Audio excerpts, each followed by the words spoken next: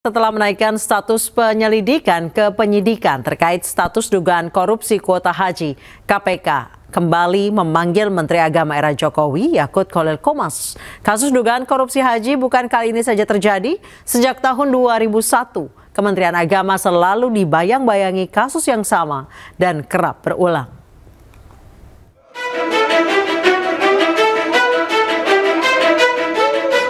Yakut Khalil Qomas sepertinya belum bisa bernafas lega setelah KPK menaikkan dugaan korupsi kuota haji dari penyelidikan ke penyidikan. Komisi Anti Rasuah akan kembali memanggil Menteri Agama era Jokowi itu. Juga akan jadwalkan untuk pemanggilan terhadap beberapa pihak, termasuk saudara YCK.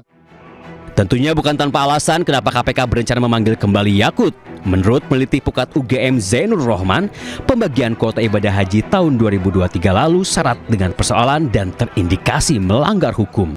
Memang ada dugaan kuat ya, tambahan 20.000 kuota haji dari Arab Saudi itu dibagi tidak sesuai dengan undang-undang haji.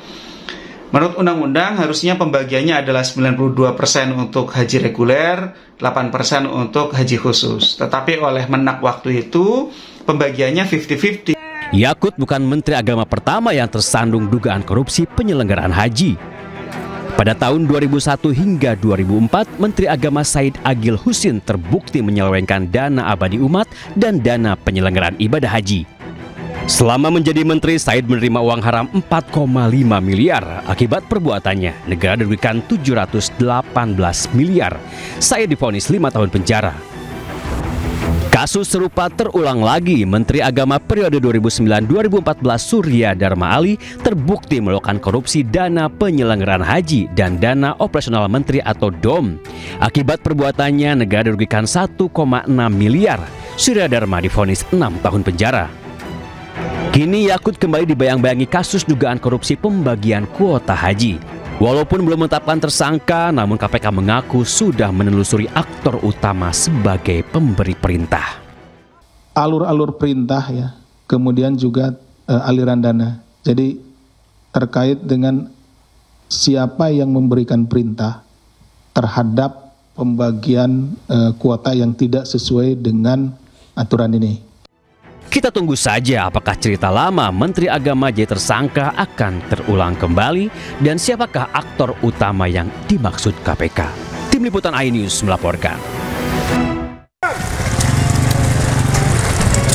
Pelaku kerja tambang emas ilegal di Sungai Sibinail, Kecamatan Rau, Pasaman, Sumatera Barat, kabur menyeberangi sungai saat polisi mendatangi lokasi tambang.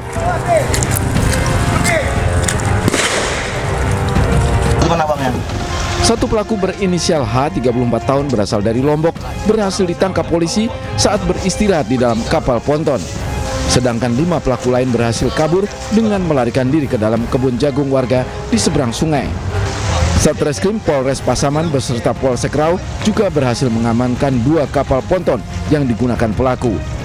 Polisi juga menyita 2 mesin pompa air besar, 1 mesin diesel, 2 mesin kompresor, selang penyedot pasir, 2 boks penyaring emas, karpet penyaring emas, dan alat dulang emas. Di titik pertama kita menemukan para pelaku sebanyak 5 orang, tetapi mereka semua berhasil melarikan diri karena medan kita tempuh untuk menuju lokasi sangat berdal. Dan lokasi kedua kita mengamankan 1 orang laki berinisial H. Masih ini operasi kemungkinan siang dan malam operasinya. Yang mana ini berlaksana lebih kurang 2 bulan. Pelaku dijerat dengan Undang-Undang Minerba dan terancam 5 tahun penjara. Dari Pasaman, Sumatera Barat, Ari Yohanes, iNews melaporkan. Pemirsa, 2 ibu rumah tangga di Makassar, Sulawesi Selatan terlibat adu jotos dan saling lapor. Keduanya kemudian dibawa ke kantor polisi. 2 ibu rumah tangga yang merupakan tetangga di Jalan Musyawarah, Kecamatan Panakukang, Makassar, terlibat perkelahian. 1 korban terluka di wajah. Perkelahian 2 ibu rumah tangga ini dipicu salah paham. Menurut keterangan salah satu IRT, perselisihan mereka berawal dari sebuah bangku yang ada di pinggir jalan. Salah satu IRT tidak terima, kemudian terjadi perkelahian.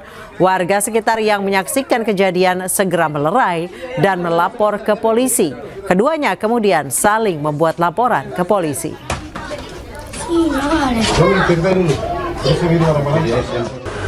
Mereka ini bertetangga dan awalnya dia adu mulut, cekcok, dan langsung berkelahi.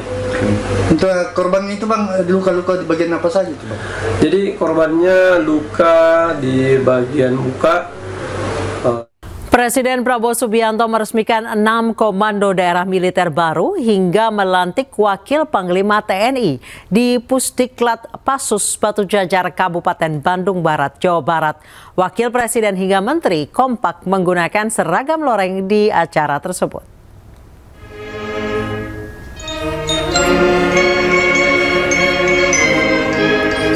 Dalam pidatonya, Presiden Prabowo Subianto menjelaskan alasan para menteri dan tokoh kompak menggunakan seragam loreng. Menurut Prabowo, mereka sengaja menggunakan seragam loreng karena ingin mempertaruhkan diri bersama rakyat Indonesia. Hari ini di belakang saya banyak tokoh-tokoh yang memakai seragam.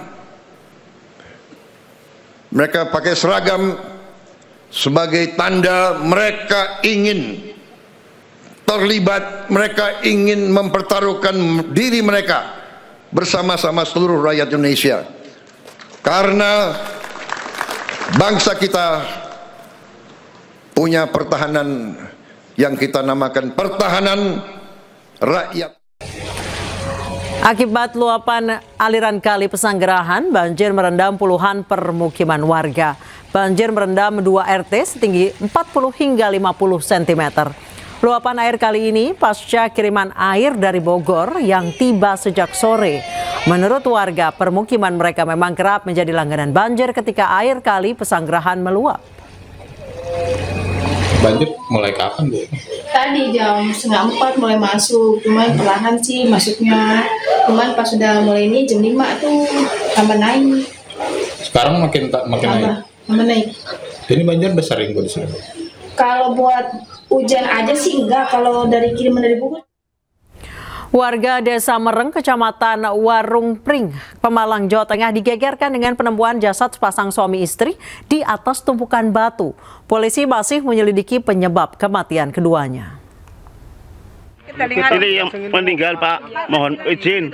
Tadi pagi baru datang, nggak tahu ini bunuh dia atau apa, kurang tahu ini Pak. Warga Desa Mereng, Kecamatan Warung Pring, Pemalang, Jawa Tengah digegerkan dengan penemuan jasad sepasang suami istri. Jasad Muhammad Rosiki 37 tahun dan Nur Azizah Turohmah 34 tahun ditemukan warga di tumpukan batu dekat Kali Rambut Warung Pring Minggu siang. Menurut keterangan, malam sebelumnya pasangan suami istri itu sempat mampir ke sebuah warung untuk minum kopi. Namun keesokan paginya, warga melihat keduanya terlentang di atas pecahan batu dan sudah tidak bernafas. Tim polisi langsung melakukan olah TKP dan menemukan tidak ada tanda-tanda penganiayaan. Jasad keduanya dievakuasi ke RSUD Dr. M. Asari untuk pemeriksaan lanjutan. Di mana kedua orang tersebut adalah sepasang suami istri yang beralamat di Desa Datar, Kecamatan Warung Pring, Kabupaten Pemalang. Sedangkan TKP berada di Desa Pereng, Kecamatan Warung Pring, Kabupaten Pemalang. Polisi masih mengumpulkan barang bukti dan meminta keterangan para saksi untuk memastikan penyebab kematian. Dari Pemalang, Jawa Tengah, Suryono Soekarno, iNews melaporkan.